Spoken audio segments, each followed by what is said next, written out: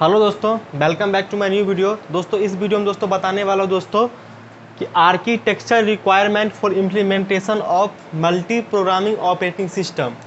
ये दोस्तों इसमें बताने वाला हूँ दोस्तों कि मल्टी प्रोग्रामिंग ऑपरेटिंग सिस्टम में दोस्तों कितना आर्किटेक्चर दोस्तों रिक्वायरमेंट है दोस्तों इसको ऑपरेट करने के लिए। चलिए दोस्तों, पहला है दोस्तों इनपुट आउटपुट डिवाइस, जिसको दोस्तों हम बोलते हैं सेकेंडरी स्टोरेज डिवाइस। देखिए ये दोस्तों जो है ना, ये दोस्तों क्या है, इनपुट आउटपुट सेकेंडरी डिवाइस। ये डायरेक्टली मेमोरी एक्सेस है।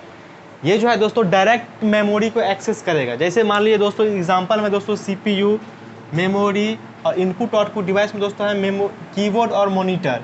ये दोस्तों जो है डायरेक्ट मेमोरी को एक्सेस करेगा, इसीलिए दोस्तों इसको बोले हैं DMA, डायरेक्ट मेमोरी एक्सेस। पहला है दोस्तों मल्टी प्रोग्रामिंग ऑपरेटिंग सिस्टम में दोस्तों पहला रिक्वायरमेंट है दोस्तों ये इनपुट आउटपुट डिवाइस। क्योंकि दोस्तों मान लीजिए कुछ हम ऑपरेट करेंगे तो उस पर तो मॉनिटर पे कुछ शो करना चाहिए, और दोस्तों इनपुट हम कीबोर्ड से देंगे। नेक्स्ट है दोस्तों मेमोरी। मेमोरी दोस्तों यहाँ पे मेमोरी का रोल है दोस्तों एड्रेस को ट्रांसलेट करना। जैसे मान लीजिए दोस्तों मेरा मेमोरी में कुछ एड्रेस है।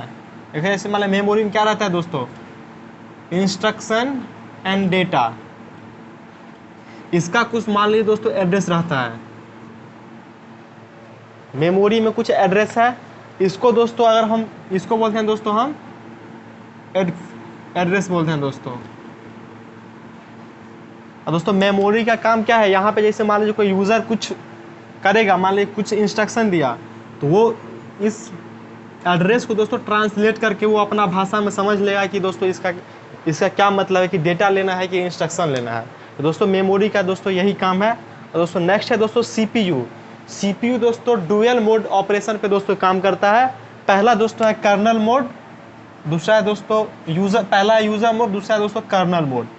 सीपीयू दोस्तों दो मोड पे ऑपरेट करता है, एक यूजर मोड एक कर्नल मोड में। देखिए दोस्तों यूजर मोड और कर्नल मोड क्या होता है, तो देखिए दोस्तों यूजर मोड दोस्तों नॉन प्रिविलेज्ड होता है, जिसको हम बोलते हैं दोस्तों प्रीएम्प्टिव।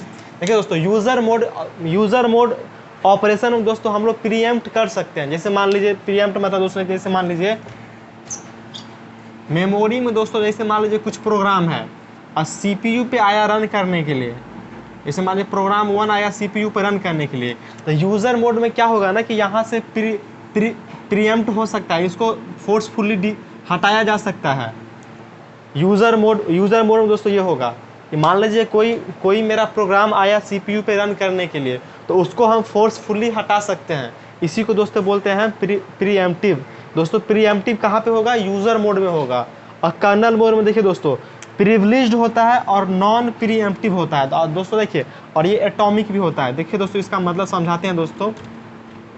कर्नल मोड में क्या होता है दोस्तों, अगर मेरा यूजर मोड से कोई भी अगर कर्नल मोड में मोड शिफ्टिंग होता है दोस्तों, वहाँ पे जो है जितना भी इंस्ट्रक्शन या प्रोग्राम होगा बिना प्रीएम्प्ट हुए उसको आउटपुट देना होगा।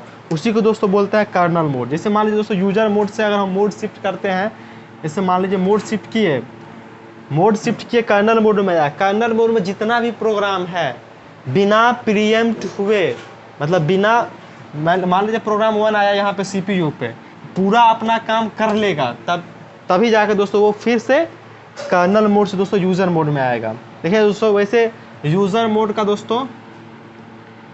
मोड से मान लीजिए यूजर मोड में दोस्तों मोड बिट है दोस्तों 1 और कर्नल मोड में है दोस्तों मोड बिट 0।